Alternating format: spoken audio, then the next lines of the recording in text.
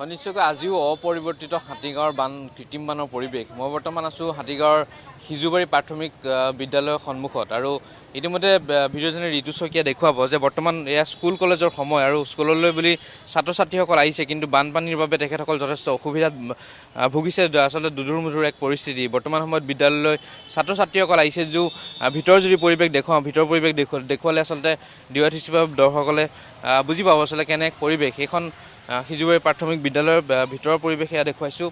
এইটো আচলতে ভিতৰত দেখা পোৱা গৈছে যে একাঠু পৰ্যন্ত পানী আৰু বৰ্তমানলৈকে ছাত্ৰ ছাত্ৰীসকল আহি দুধুৰ মুধুৰ এক পৰিস্থিতিত পৰিছে, কিয়নো তেখেতসকলে স্কুললৈ বুলি ওলাই আহিছে যদি বৰ্তমানলৈকে এই যি বিদ্যালয়ৰ ভিতৰত প্ৰৱেশ কৰিব পৰা নাই, কিয়নো সমগ্ৰ দৃশ্য যদি দেখুৱাওঁ এই বিদ্যালয়খনৰ গোটেই আচলতে চৌহদটোত বৰ্তমান সময়ত কৃত্ৰিম বানে আচলতে বুঢ়াই পেলাইছে আৰু যথেষ্ট অসুবিধাত ভুগিছে। নিতৌ আচলতে এই বিদ্যালয়খনত এজাক বৰষুণ অহাৰ পিছতে কৃত্ৰিম বানৰ সৃষ্টি হয়। গতিকে প্ৰতিটো বৰ্ষতে এই একেই পৰিৱেশ বিগত প্ৰায় 3টা দিন ধৰি তেখেতসকল ছাত্ৰ ছাত্ৰীসকল আচলতে অনিশ্চয়তাত আছে।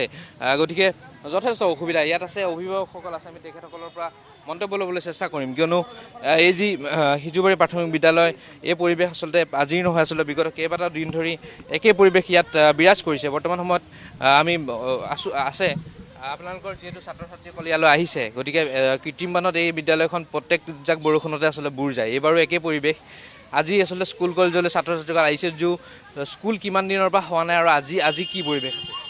প্ৰথমতে আপোনাক মই ধন্যবাদ জনাইছোঁ।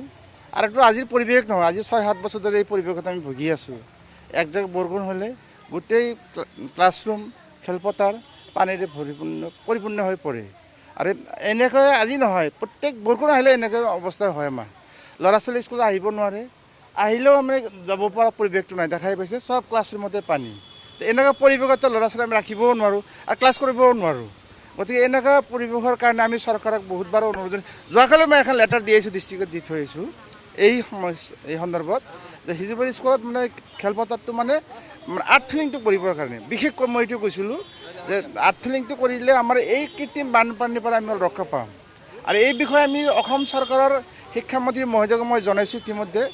তেখেতে মই এখন চিঠিও দিছিলোঁ, অসমৰ মাননীয় শিক্ষামন্ত্ৰীকো দিছোঁ, আনকি মোৰ মুখ্যমন্ত্ৰীকো মই দিছিলোঁ।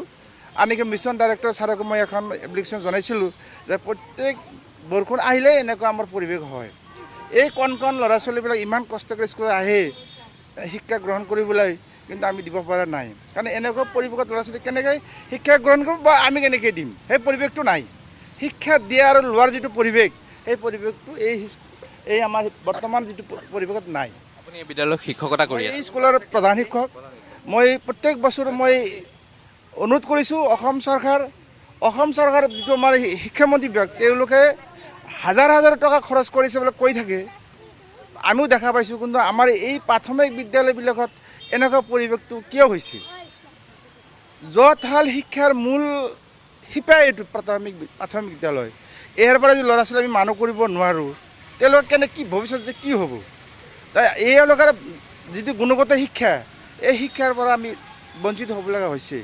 গতিকে অসম চৰকাৰক তথা আমাৰ আপোনালোকৰ চেনেল যোগেদি মই অসম চৰকাৰক অনুৰোধ জনাওঁ যাতে এই সিজুবাৰী প্ৰাথমিক বিদ্যালয় এই কৃত্ৰিম বানপানীৰ পৰা ৰক্ষা কৰি এই সৰু ল'ৰা ছোৱালীক আমি গুণগত যাতে শিক্ষা দিব পাৰোঁ, তাৰ কাৰণে মই অনুৰোধ জনাইছোঁ।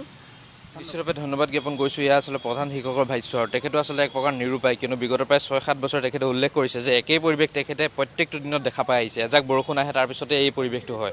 গতিকে নিশ্চিতভাৱে দুধুৰ মুধুৰত সকলো শিক্ষাৰ্থীৰ লগতে শিক্ষকগৰাকী আচলতে প্ৰধান শিক্ষকগৰাকী তেখেতে ইতিমধ্যে উল্লেখ কৰিলে যে আচলতে এই পৰিৱেশ বিগত বৰ্ষসমূহতো দেখা পোৱা যায়। ইতিমধ্যে যান জঁটৰ যি সমস্যা আছিল দেখা পোৱা যায়। এই কৃত্ৰিম বানত আচলতে কালি দেখা পোৱা গৈছিল যে বিয়লিৰ পৰা আচলতে নিশা পৰ্যন্ত কিন্তু যান বাহনসমূহ আবদ্ধ হৈ আছিল এই কৃত্ৰিম বানৰ ফলত। গতিকে এক প্ৰকাৰ কৃত্ৰিম বানে কিন্তু বৰ্তমান সময়তো ভয়াৱহ এক ৰূপ ধাৰণ কৰিছে। অপৰিৱৰ্তিত হৈ আছে এই হাতীগাঁও সিজুবাৰী অঞ্চলৰ এই কৃত্ৰিম বানৰ পৰিৱেশ। আৰু ইয়াতে যিহেতু অন্যান্য অভিভাৱকসকল আছে, আমি তেখেতসকলৰ পৰা আচলতে জানিবলৈ চেষ্টা কৰিম। আপোনাৰ ওচৰলৈ আহিছোঁ, এই পৰিৱেশটো আপোনালোকৰ আচলতে প্ৰত্যেকটো দিনতে হয়তো দেখা পায়। এজাক বৰষুণ আহে আৰু সিজুবাৰী প্ৰাথমিক বিদ্যালয় আচলতে কোনো ধৰণৰ আচলতে ছাত্ৰ ছাত্ৰীয়ে ক্লাছ ইয়াত কৰিব নোৱাৰে। গতিকে যথেষ্ট ছাত্ৰ ছাত্ৰীসকলৰ ভৱিষ্যতৰ কথা থাকে, কিন্তু আজি পৰ্যন্ত কোনো আচলতে ব্যৱস্থা কিন্তু ইয়াত কৰি দিয়া হোৱা নাই। হয়, প্ৰথমতে আপোনালোকক ধন্যবাদ জনাইছোঁ। আপোনালোকে যে আজি আমাৰ এই সিজুবাৰী LP স্কুলৰ যিটো পৰিৱেশ, আপোনালোকে যে এই ছাৰ্ভে কৰিব আহিছে তাৰ কাৰণে ধন্যবাদ। আজি আমি যিহেতু ভুগিব লগা হৈছে অলপ বৰষুণ, এজাক বৰষুণ দিলে আমি হয়তো এই স্কুলটো আমি বন্ধ ৰাখিব লগা হয়, পৰিস্থিতি তেনেকুৱা হৈ যায়। তে উন্নয়নৰ আজি মই অলপ বেলেগ দিশত গৈছোঁ, উন্নয়নৰ ফুপুলা স্বৰূপ আজি মামাই কৈছে বা এই বিজেপি চৰকাৰে যিটো প্ৰতিশ্ৰুতি লৈ আহিছিল যে হয়তো জাতি মাটি ভেটি বহুত শ্লোগান লৈ আহিছিল, কিন্তু আজি ফুপুলা স্বৰূপ আপোনালোকৰ সন্মুখত কোনো ডেভেলপমেণ্টৰ কোনো কাম নাই, ডেভেলপমেণ্ট নায়ে। হিমন্ত মামা চৰকাৰে ডেভেলপমেণ্ট কোনো কামেই কৰা নাই, খালি এটা বস্তু বিয়পাই আছে, সেইটো হ'ল হিন্দু মুছলমান। হিন্দু মুছলমানৰ কাৰণে আজি চৰকাৰখন চলি আছে, বাকী ডেভেলপমেণ্ট জিৰ'। আজি আপোনালোকে নিজে চাইছে হাতীগাঁও বা আজি যোৱাকালি যিখন বৰষুণ হৈছিল গোটেই গুৱাহাটীটো টোটেল 8 ঘণ্টাৰ কাৰণে নিস্তব্ধ হৈ গৈছিল। যান বাহন পৰিৱেশ যিটো হৈছিল মানুহে যিহেতু ভুগিব লগা হৈছে। তো সেইকাৰণে মই বিজেপি চৰকাৰক ধিক্কাৰ দিছোঁ বা গৰিহণা দিছোঁ, আপোনালোকে অতি শীঘ্ৰে আৰু শিক্ষামন্ত্ৰীক কৈছোঁ যিটো আপোনালোকে পৰিৱেশ সৃষ্টি কৰিছে বা অলপ বৰষুণৰ ক্ষেত্ৰত আমাৰ যিটো পৰিস্থিতি হয় যিহেতু ভুগিব লগা হয়, আজি এই কণ ল'ৰা ছোৱালীয়ে আজি শিক্ষাৰ দিশত আজিৰ দিনটো মাৰা গ'ল। যেনেকৈ এনেকৈ প্ৰত্যেক বছৰ এইটো ছিজন বাৰিষা ছিজনতে বৰষুণ হ'ব, বৰষুণ হোৱাৰ লগে লগে আমি ল'ৰা ছোৱালী এনেকুৱা অৱস্থা হ'ব লাগে।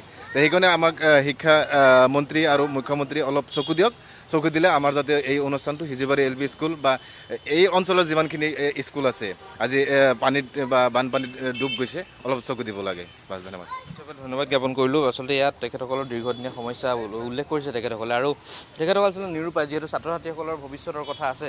বৰ্তমান সময়ত এয়া সিজুবাৰীৰ ভিতৰৰ পৰিৱেশ আমি দেখুৱালোঁ, আৰু এইদৰে বৰ্তমান সময়তো ছাত্ৰ ছাত্ৰীসকল আহি আছে, যদিও আচলতে তেখেতসকলৰ নিশ্চয়তা নাই যে বৰ্তমানলৈকে স্কুল আচলতে তেখেতসকলৰ খুলিব নে নুখুলে। গতিকে নিশ্চিতভাৱে এই সমস্যা সিজুবাৰী অঞ্চলত দীৰ্ঘদিনীয়া, হাতীগাঁও অঞ্চলত দীৰ্ঘদিনীয়া, আৰু আজি পৰ্যন্ত এই সমস্যাৰ কিন্তু কোনো সমাধান সূত্ৰ ওলোৱা নাই। গতিকে তেখেতসকলৰ দাবী, অভিভাৱকসকলৰ দাবী, যিহেতু প্ৰধান শিক্ষকগৰাকীৰ দাবী এই সিজুবাৰী প্ৰাথমিক বিদ্যালয়ৰ ক্ষেত্ৰত আচলতে যি দীৰ্ঘদিনীয়া এক কৃত্ৰিমবানৰ সমস্যা, উক্ত সমস্যাৰ যাতে এক স্থায়ী সমাধান ওলাওক, তেখেতসকলে আশা কৰিছে, স্থায়ী সমাধানৰ আশা কৰিছে, আৰু মুখ্যমন্ত্ৰীগৰাকীক এই যি সিজুবাৰী প্ৰাথমিক বিদ্যালয়ৰ প্ৰতি আচলতে নজৰ দিবৰ বাবে তেখেতসকলে অনুৰোধ জনাইছে।